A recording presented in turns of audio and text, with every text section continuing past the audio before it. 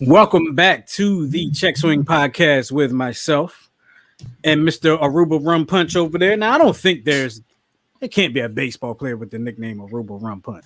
No, sir. I'm just still my mind and my heart are still in Aruba, which is where me and my lovely wife had vacation for 5 nights and 6 lovely days. The wonderful, awesome place of Aruba. Man, and I saw some pictures you posted. That was awesome. I'm glad y'all had a good time. Glad you had a chance to get out and recharge with all that's been going on and all the changes that's going on. And you have on, you know what?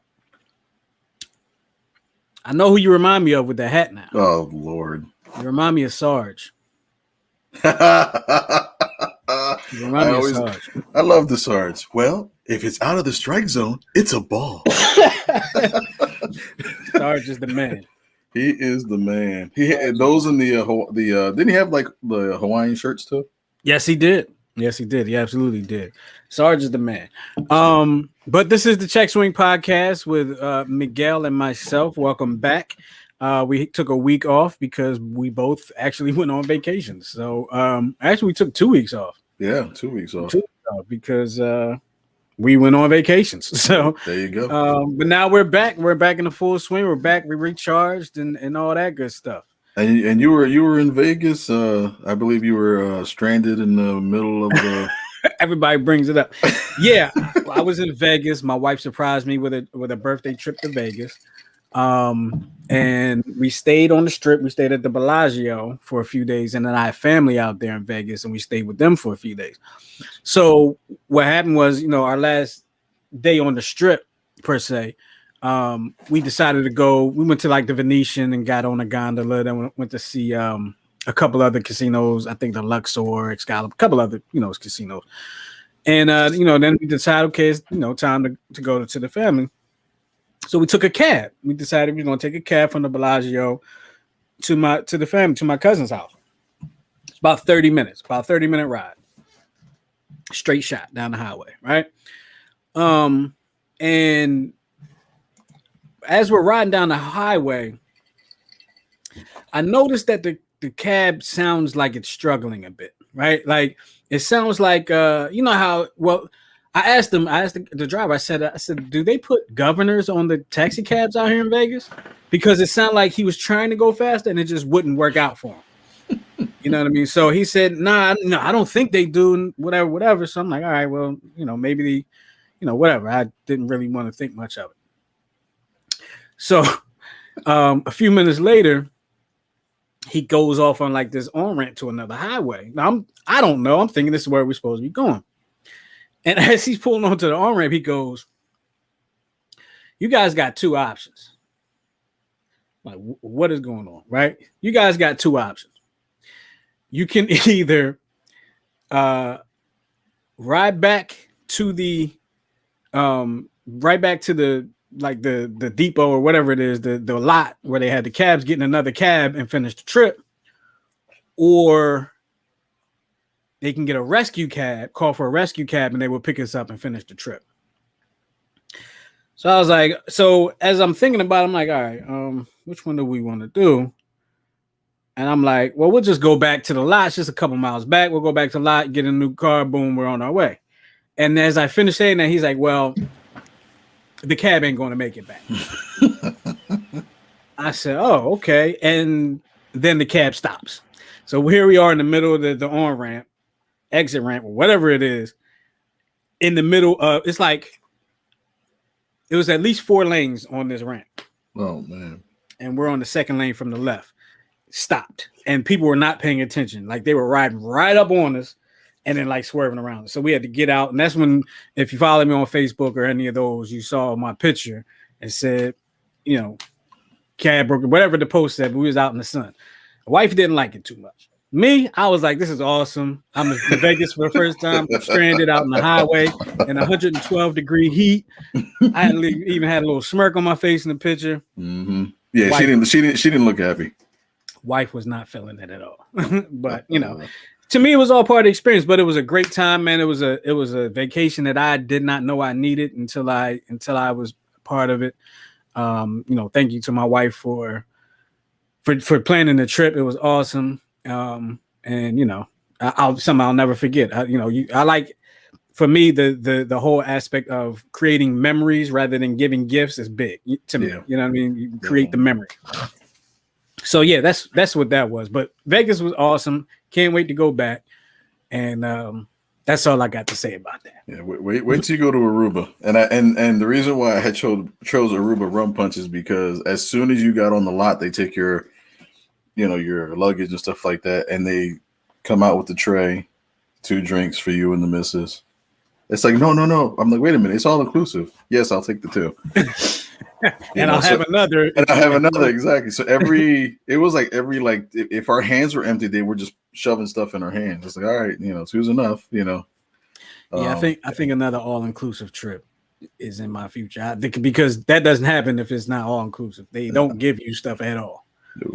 At all. But like I said, we're back here on the Check Swing podcast, back from vacation, back from our recharge, and looking forward to a beautiful future. Now, off air or before the show started, you mentioned to me that you had something for me to guess, and I probably won't be able to, but I'm gonna take a shot, and I'm telling you right now, I'm gonna get it. So go ahead. All right. So instead of you guessing, my nickname that I'm, using or whatever, I'm going to show you a set of achievements and jersey numbers to see if you can guess who this player is. No, I'm in trouble. All right. Can you see my screen? Do I need to pop it up? I'll pop it up for you. I don't even know why. I'm doing something very unprofessional right now. Are you texting? No, I'm actually. I have a nugget here. You have a what? A nugget. I have a nugget. Oh, a chicken nugget. I'm like a nugget, like a thought.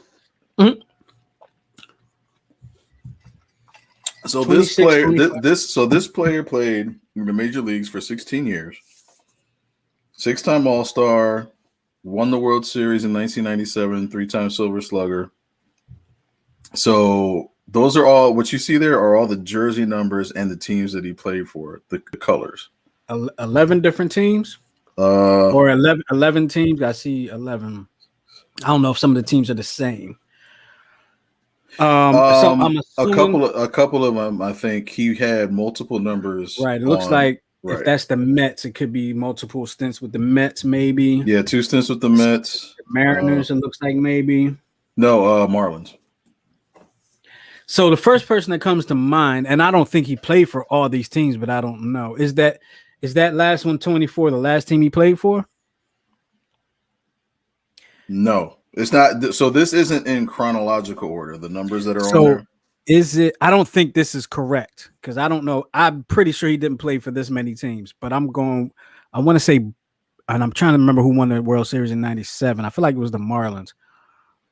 Bobby Bonilla.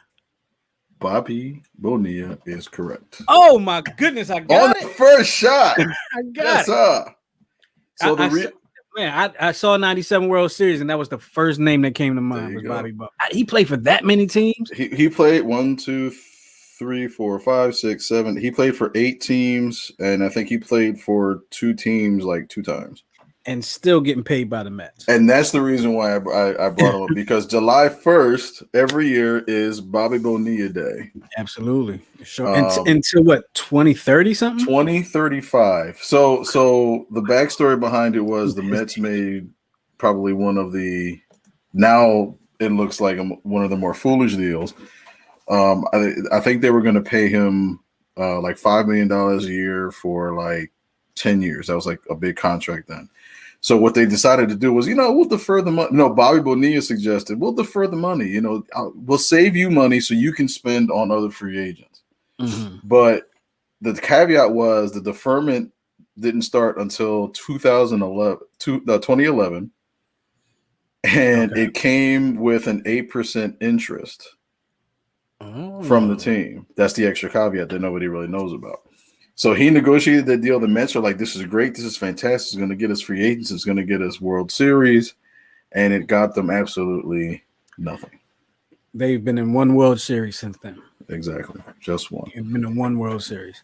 So Two. I'm sorry, no, two. Two. You're right. Yeah, Two it was. World Yeah, you're right. They lost to who did they lose to? They the lost to second the time? Kansas City Royals. Royals, right? They lost to the Royals, and the And first time they lost to the Mets. I mean the Yankees. Right, it was Something 2000 and like 2012 Yeah. or something. Something like that. Yeah. Well, I can't believe I got that. That On was the the first name that popped in mind. first shot. That's the second time you got something on the first shot, I think. Might be. Definitely first time I didn't cheat. I love it. All right. Well, that's the show for today, people. No, I'm just playing. So a few things have happened since we. You know what? Since you've told me about that drink that you are drinking, I've got to try it. It's not a Ruby rum punch, that's for sure. No, but the with sweet tea and ginger ale, I got to try that. It sounds really good. Yes, and most of it is ice, so I'm not actually drinking 40 ounces of. My wife would kill me, but yeah, I'm not drinking 40 ounces of ginger ale and sweet tea. It's just a hint of each, just a lot of ice. Got to try it.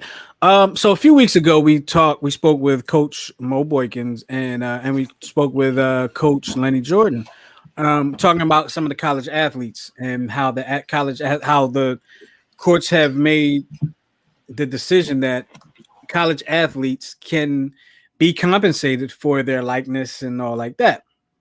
Now, I personally think it was a great decision. I think college athletes should be able to be compensated for their likeness. I also believe that it should not just be the athletes. I believe it should also go on to the other students, some of the students that are scientists, and they may come up with a cure for something. If you're in a school and you come up with a cure for something, the school gets the credit, not you, right? So I think that needs to expand on to the other students. I mean, these schools are getting a lot of money from us, so they're not going broke. Some schools are, but they're not going broke. Right. But with that being said, what has happened in turn is there are athletes from yesteryear that are looking to have their records, their championships, their achievements reinstated that have not had their achievements taken away because of improper funding, improper financial. Case in point, you had the Ohio State football team a few years back had a lot of guys that were suspended, and they took their wins away because they were selling their paraphernalia, like stuff that they had. They were selling it. They were, and they were getting like paid for appearing at tattoo parties or something like that, like a tattoo convention, something like that. If you take it a little further back, you have Reggie Bush. That's what I was thinking of. They took his Heisman away. They took away the national championship of USC in that time, and we all know USC was dominant for a couple years there. Even further back, and there's a lot. There's so many we can talk about. I'm just talking about some of the more known ones. The Fab Five, the Michigan Fab Five basketball team. They never won a championship, but they got to 2 championships, lost both of them. But they were probably a cultural phenomenon at the time. But they've taken down their Final Four banners in Michigan. They wiped the record clean as if they never existed. And one Jalen Rose is saying, we should have our records and stuff reinstated now. I'm kind of on the fence about that. I don't completely agree with them, Miguel, to be honest with you. I just don't, because although I'm such a proponent for college athletes being compensated, I think they should be able to be compensated for their likeness. I mean, you want to tell me that I'm this great college athlete, and somebody wants to pay me for who I am, but I can't because I'm a college athlete. I don't like that, but for a time that was the rule. The rules were broken.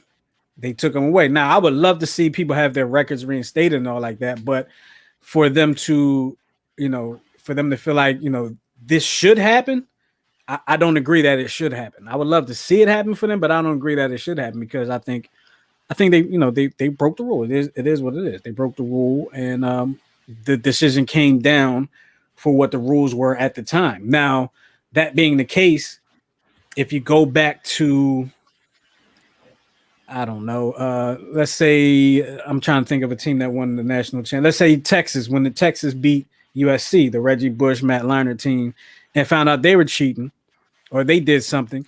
I don't feel like you should go back now and say, all right, well, we found out you guys were illegally compensated or whatever the case may be, and then we're going to take that championship away from you. I don't think you should go back, even though that was during a time when the rule was the rule. But I don't think that you should reinstate some of the things that, that were broken during the rule at the time of the rule. What do you think about that, Miguel? I think I'm on the fence, similar to you, because then I think about like, all right, well, what about in other sports in general when rules are right for whatever reason? I bring up the Astros. Do you take the World Series championship away from them? For what and that's an actual. I mean, I guess it's different because they actually stole signs. They tried to gain up a competitive edge. Right. But for the NCAA, for those athletes, they were just trying to survive. That makes sense. Right. So it's like, they weren't doing things really to cheat or to change the outcome of the game on the field. They were trying to survive. So I think I would lean towards, as long as they weren't involved in trying to determine the outcome of a game or gain a competitive advantage to win an award, but they were just trying to survive, I think I'd be a little bit more lenient and kind of lean towards, give them the records back, give him the Heisman back, because that was kind of an individual thing, and the things that he did were to survive, not to cheat or not to change the outcome of a game. Yeah, I mean, I see where you're coming from, because with in the case of Reggie Bush, I believe the rules he broke came before he even stepped on the campus or onto the field. His rules were broken in recruiting, if I'm not mistaken, which a lot of them are. You know what I mean? Ohio State, not the case. Ohio State's rules were broken during the football season. So it's a slippery slope. It's a bit of a slippery slope, but when the rules are broken, the rules are broken, and there are, unfortunately for those guys, there are consequences when the rules are broken. Now, well, here's the thing, because and I know we're probably it's gonna lead to Sha'Carri Richardson and the issue with the marijuana. Mm-hmm. It's like, there's a debate, with medical marijuana and marijuana as a whole. Now it's starting to become legalized. Now they're talking about overturning all the marijuana related convictions. So comparing it to what we're talking about with sports, are you really punishing them because of the intent of what, you know what I mean? Mm-hmm. Yeah. And if it's a slippery slope. It's tough. It is. It is tough. It's tough. It's funny. You said something. I wish I wrote it. I wish I wrote it down, because you said something. I was going to interrupt you because I knew I was going to forget, and I forgot. But you said something that wanted me to. Oh, the Astros. Yes. So you bring up the Astros, and this is just this is not off topic, but is another lane of the cheating. So the Astros, of course, were part of the cheating scandal, stealing signs, and all like that. And one of the videos that goes around with that cheating scandal, well, when that cheating scandal was going on, was the video of Altuve after he hit a home run off of Aroldis Chapman. He hits the home run off Aroldis Chapman, and they go, and I guess this was their celebration at the time. They go to rip his jersey off, and he holds on to his jersey, and he's like, no. They didn't, and he wouldn't let them rip his jersey off. And he says he had an embarrassing tattoo he didn't want anybody to see. Now, I believe this weekend, I want to say Altuve hit a home run. They ripped his jersey off. I didn't see no tattoo. I didn't see a tattoo. There were no tattoos. Very interesting there. What happened to the tattoo, Jose? What happened to the tattoo? And I know tattoos can be removed. Right. But I mean, I can remember him holding it right here, and he's like, no, don't do it. So that just, that's just something right there where you can say in the court of law, you were here it is right here. If I can get my mouse together. Here we go. Here he comes home. This is the ALCS 2019 game-winning home run. And he's holding on to his jersey. The celebration was ripping off the jersey. They're trying to celebrate. They want to rip off his jersey, and he won't let them. Okay, now there's another camera angle that comes in from the first base side for people that are familiar with baseball. The camera angle is from the first base side, and it's catching him running into home plate from third base side, of course. And, they're trying to rip his jersey off, but he won't let him. He won't let him rip the jersey off. But this weekend, his jersey was ripped off. His jersey was ripped off, no tattoo. I just wanted to put that out there. They already got punished for the cheating, but, I just wanted to put that out there. But did they really get punished? I mean, how do you put, okay, so professional teams don't get punished like college teams.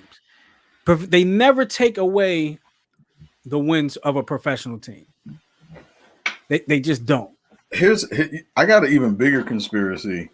And I only say that because of the circumstance, because they beat the Dodgers in the World Series. I think it was that year.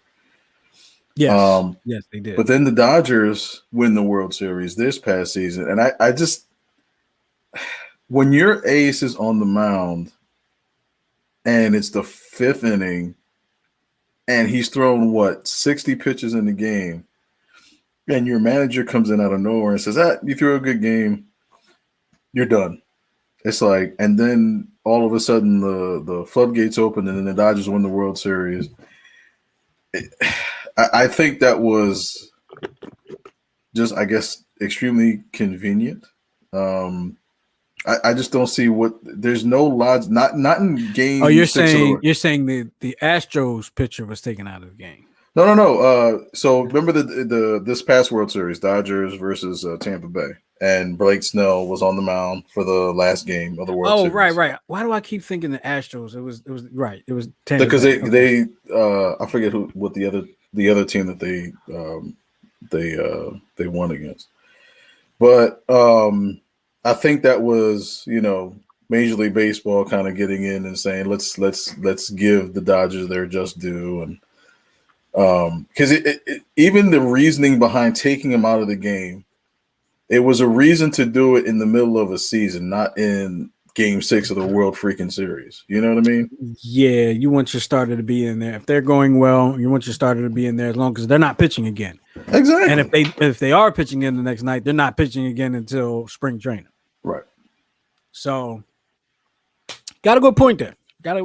But I mean, yeah, I think that would be the ultimate punishment if you wanted to stop, all the way, take the championship away.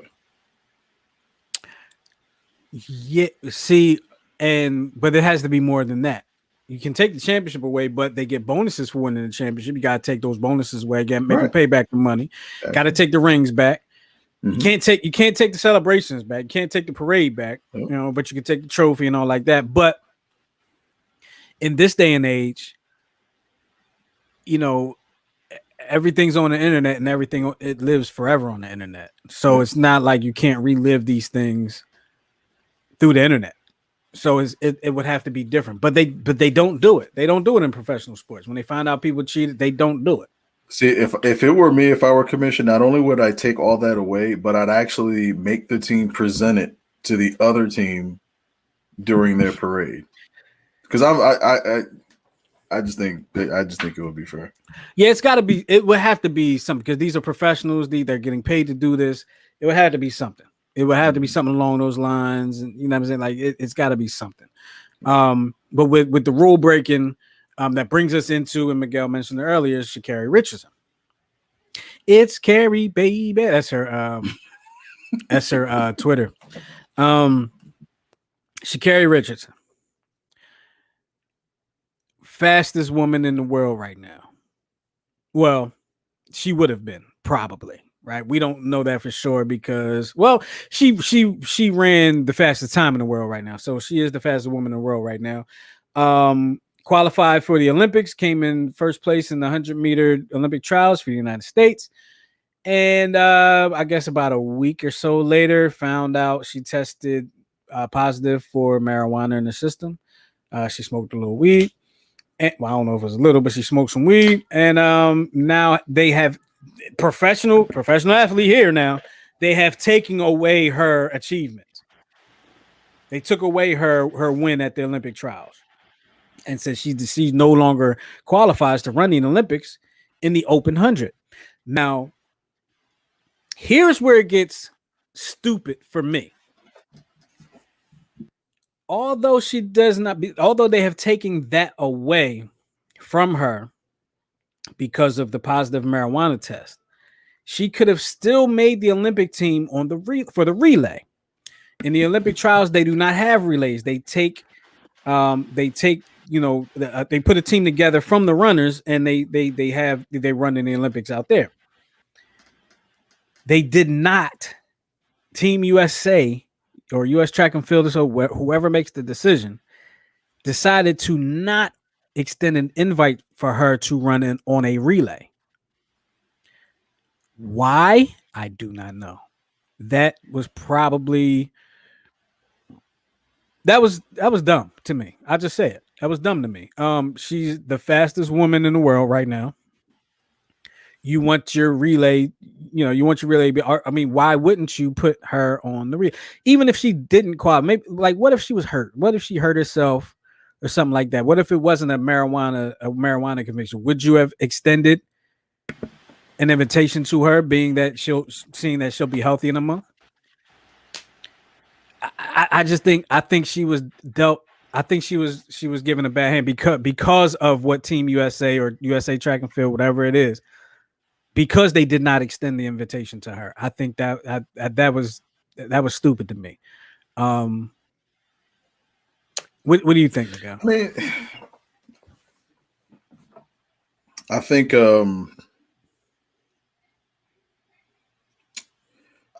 it may have been a political thing, or to avoid the politics of it all, because a lot of people I've seen on social media, they compare the situation to Michael Phelps, a couple Olympics ago. Although but that was different. Yeah, it was different. It wasn't, he didn't test positive for it. It was based off of a picture that happened after the Olympics. Now, he did lose an endorsement, everything like that. So there's a lot of cries for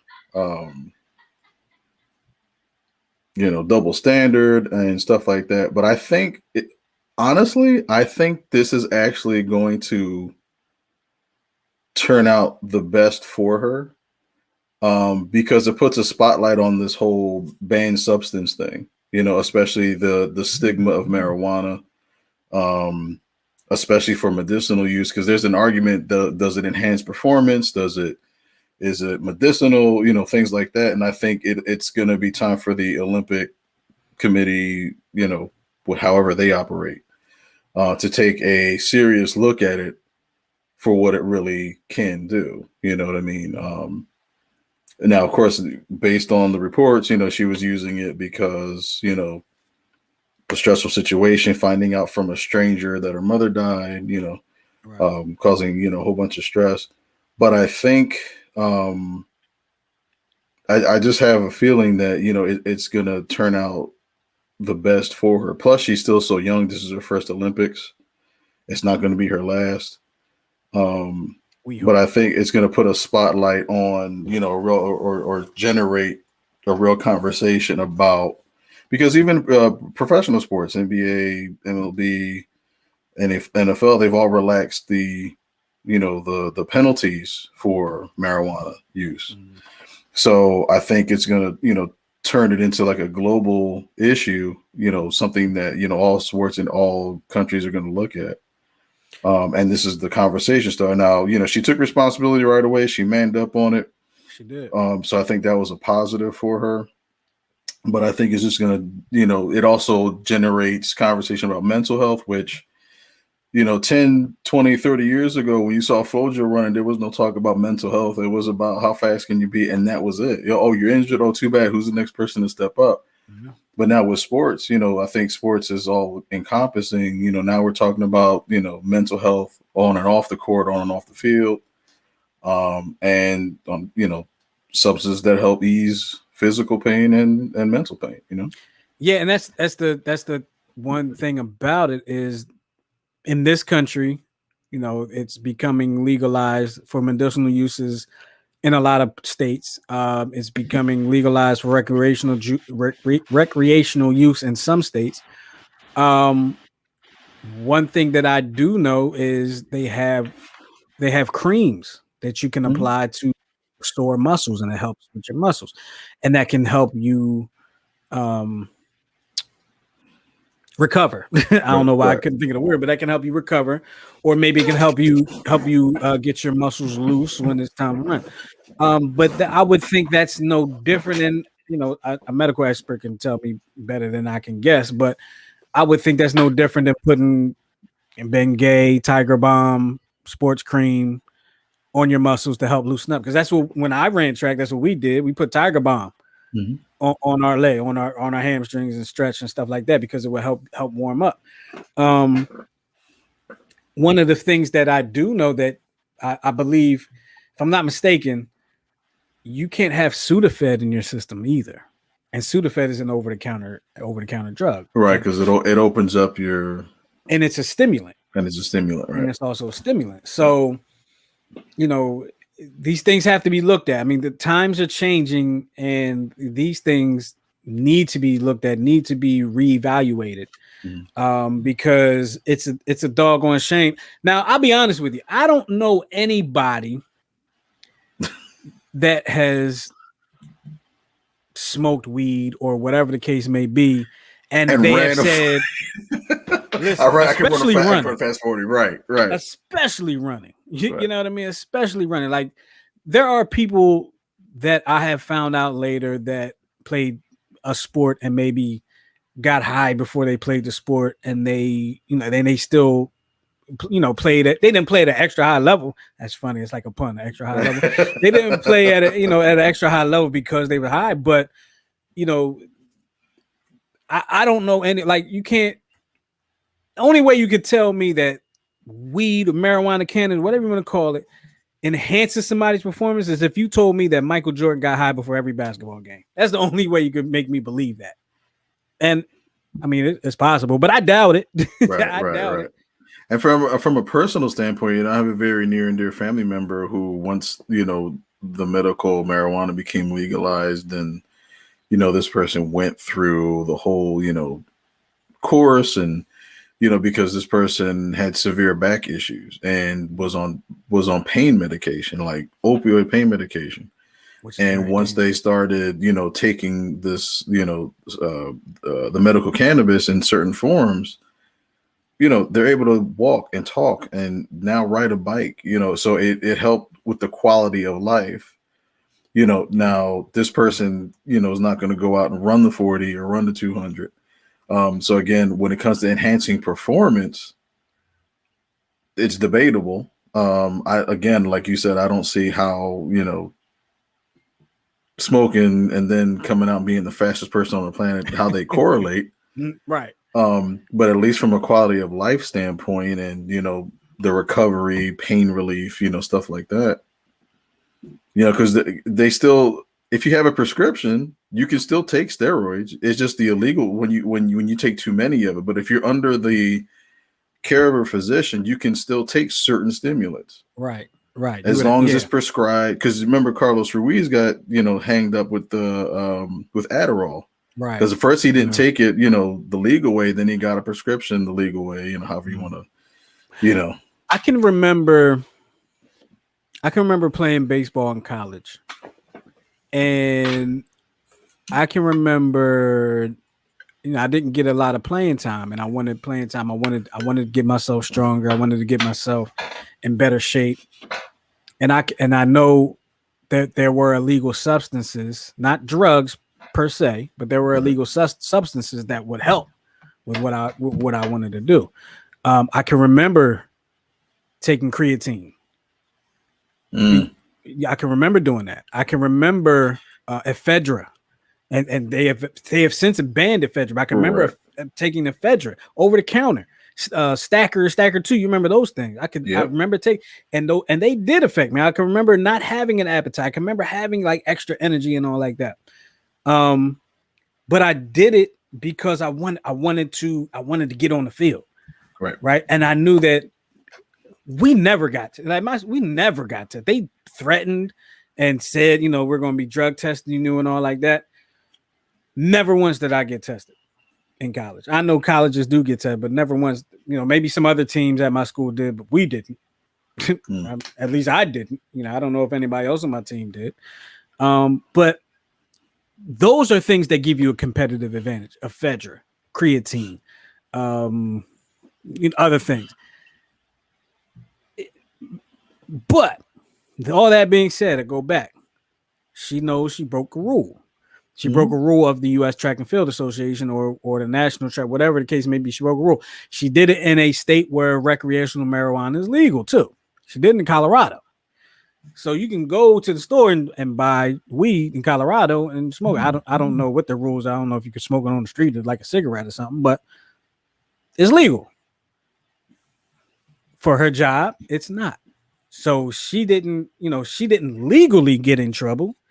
She got in trouble with her job, with her place of employment per se. So, and like you said, she owned it. She owned up to it. She knows she did it. She knows she was wrong for doing it.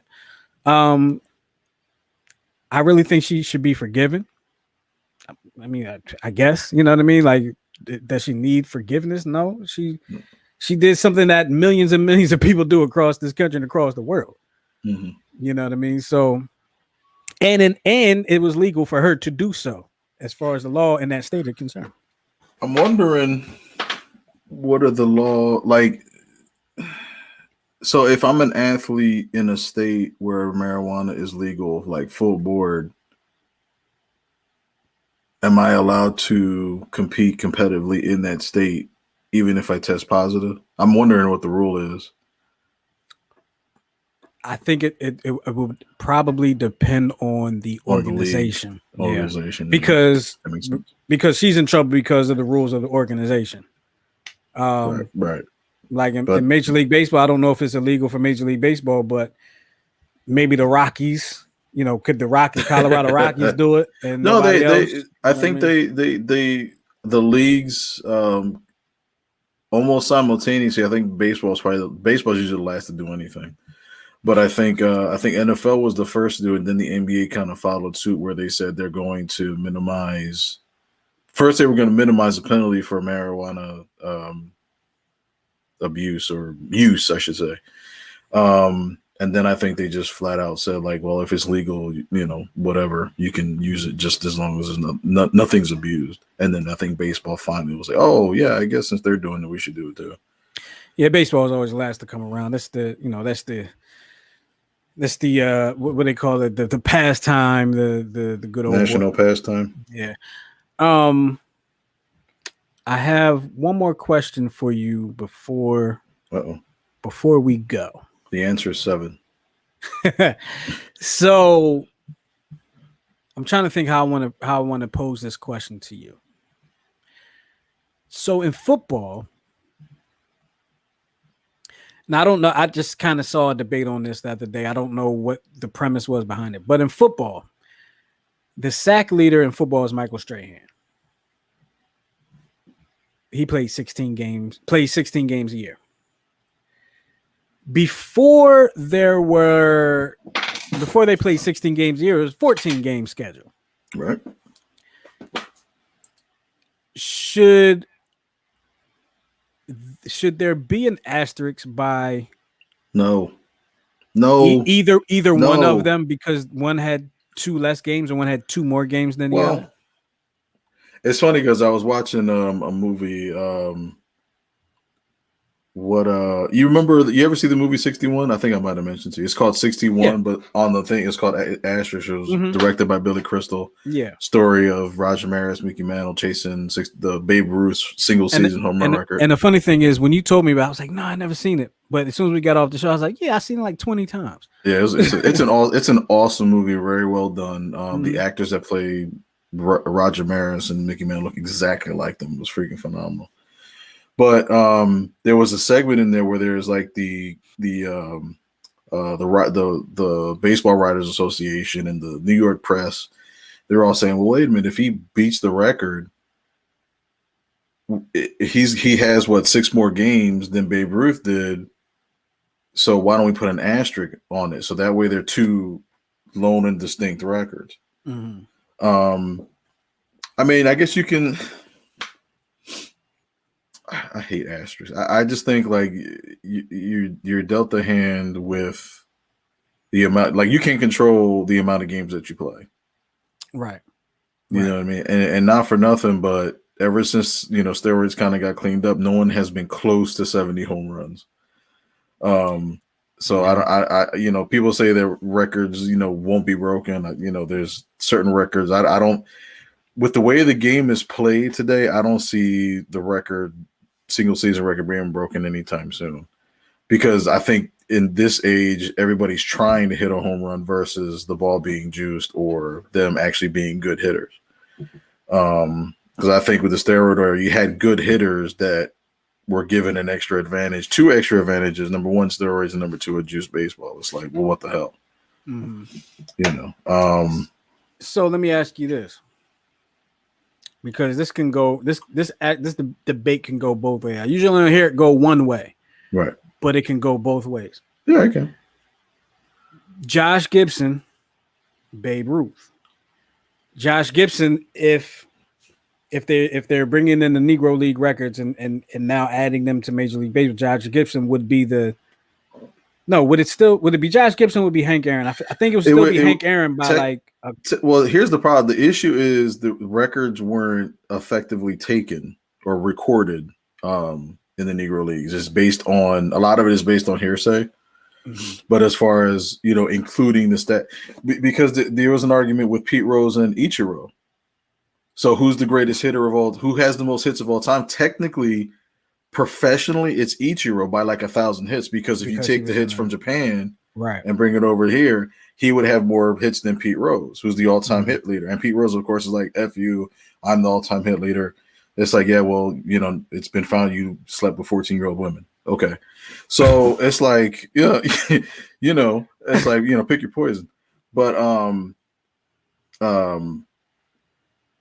if that, I think I would appreciate if they included that as the official record as far as Josh Gibson, because of the fact that, out of all the sports, baseball has been the most segregated, has been the most racist.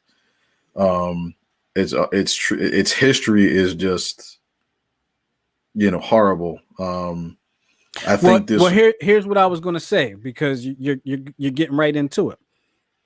A lot of times you hear people say, and I heard I think it was Mike Wilbon say it. I'm not sure. I don't like Wilbon. I like him sometimes. He said that Babe Ruth didn't play against all the best players. He didn't. That's absolutely true. But can you also say that Josh Gibson didn't play against all the best players? I think he played against better talent. Absolutely. But all the best players. He didn't play against the Babe Ruth. Would Babe Ruth have struck him out? We don't know. I'm just saying. That's why I think that could go both ways when we say. Yeah, I mean,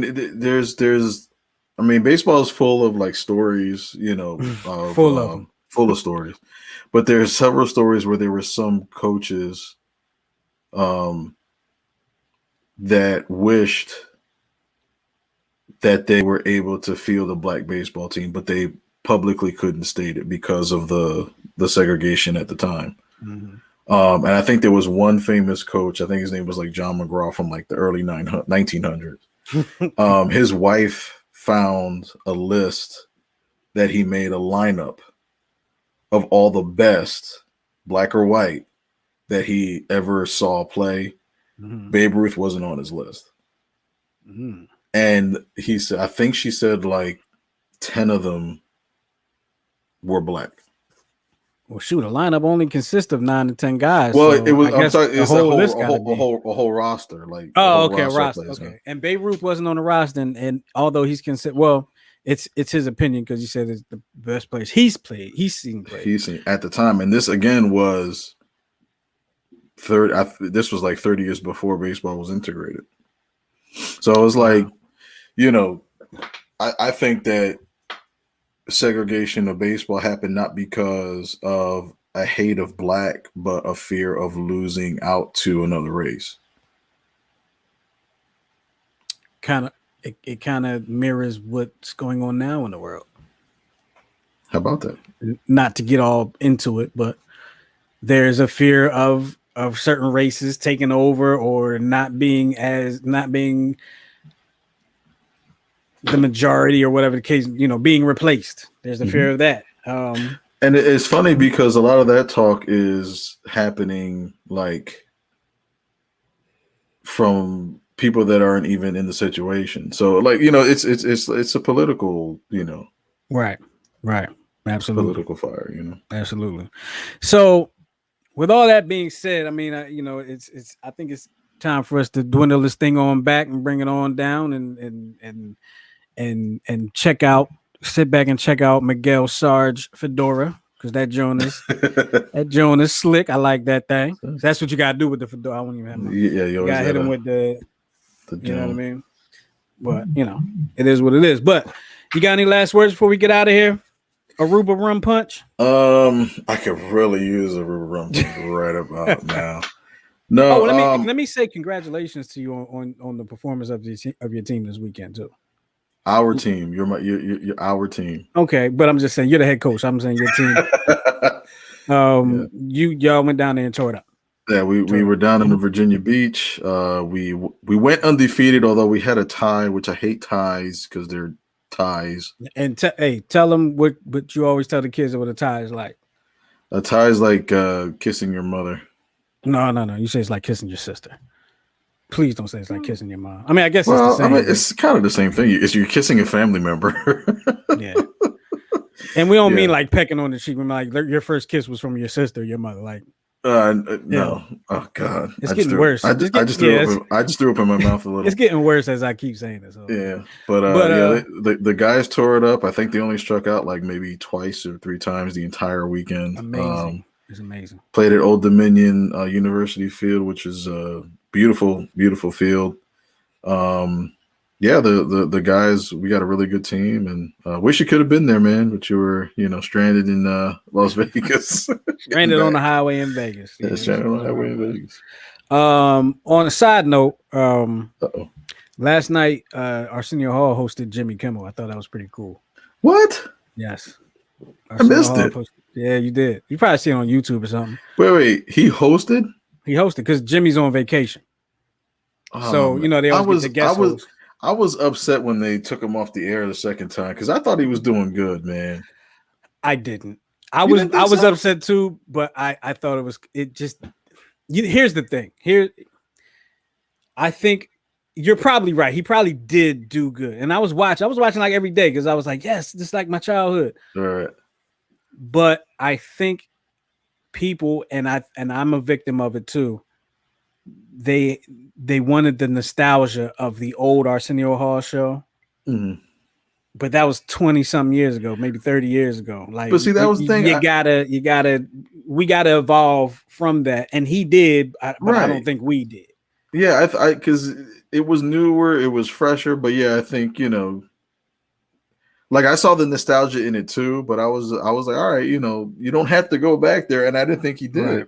But I think that's what people wanted. That's why I think people wanted the edgy, like I think they wanted all that. Like I definitely wanted that. You know what I mean? Yeah. But nobody does that anymore. Like why?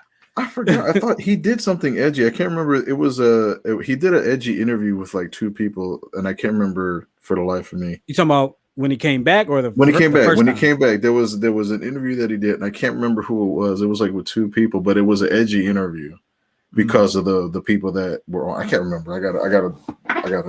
We'd have to look it up and bring it up next week. Yeah.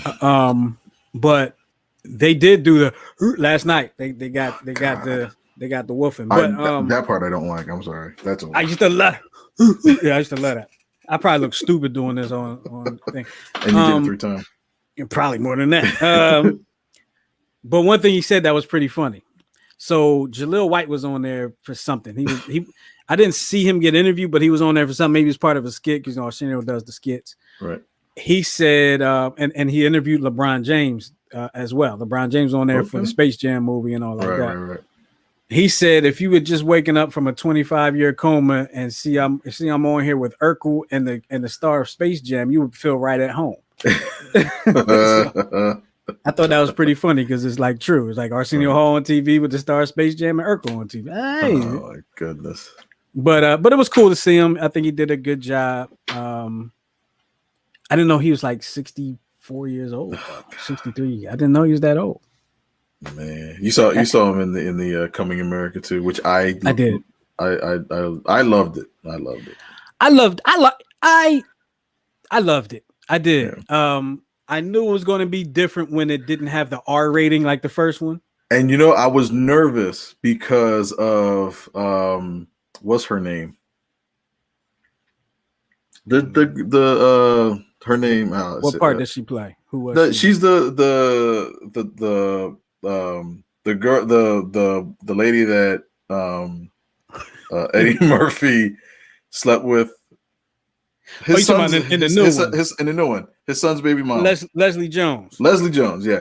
I was nervous because I've seen her act before and she's pretty ratchet. And I was like, please don't make this a ratchet movie. She was actually pretty good. She was good in it. She was really good. But the whole storyline, keeping everything like, it felt like Black was regal and, the royalty and, the traditional family dynamic and the emergence of families together. I just thought it was well done from that standpoint. Like he kept it like kind of regal, and it didn't, there was that hint of ratchetness, but it came together and I just thought it was like you said, it was very well done. And I thought Wesley Snipes was great. Oh my God. When he walked in the room. I thought that was, man, that was awesome. That was awesome. I never realized he would be that funny. That's why when I saw him in Dolomite, that was pretty funny too. I still need to watch that. I haven't watched that. You haven't seen Dolomite? What? I watched it. You ever seen Dolomite?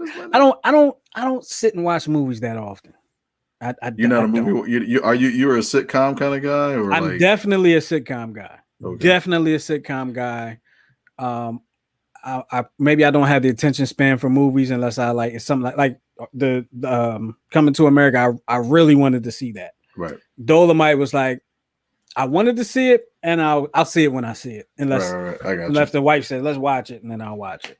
Yeah, I'm really into like documentaries or movies based on like real life. Like one series I loved was the United States versus, or what was it? It was Larry OJ. Flint? No, OJ. It was the Larry. Sorry. The People versus OJ Simpson.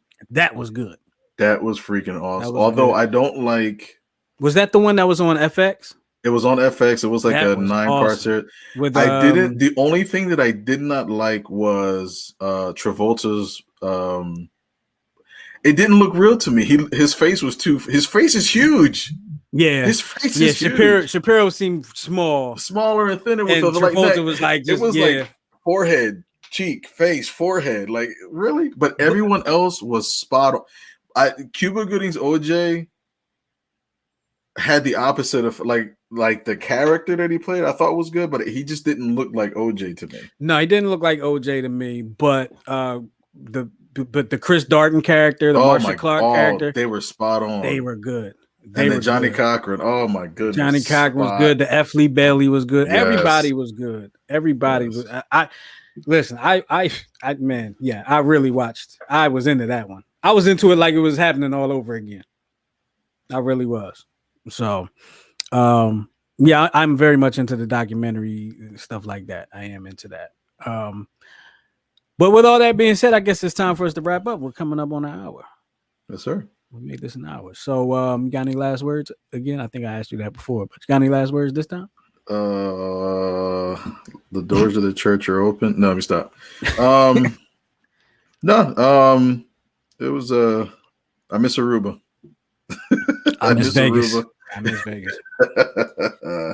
The different kind of heat out there. It wasn't even hot today, and I was sweating. I sweat more today out on the baseball field than I did in Vegas.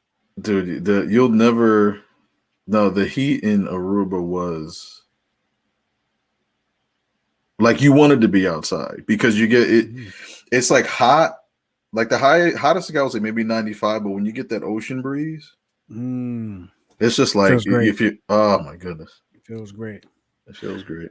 Well, with that being said, I'm going to let Miguel reminisce on Aruba. I'm going to reminisce on Vegas. Actually, Jamaica, Aruba. Because Jamaica is an island, and wouldn't mind being there.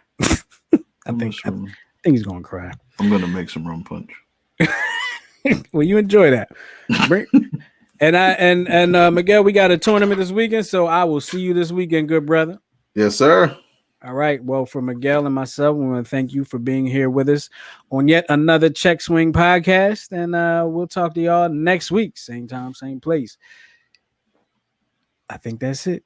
Keep it locked, y'all. Hey, and while we're at it, since I got your attention, hey, make sure you text us. Text us on our text line at 215.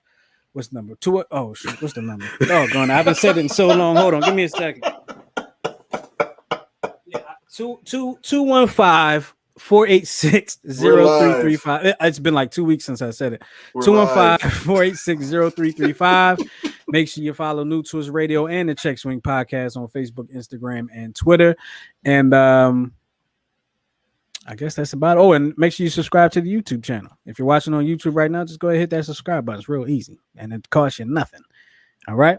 Anyway, for Miguel and myself, we're going to thank you. We're going to get out of here. We thank you for watching. We'll talk to y'all next week. We out of here. And that's about it. Peace.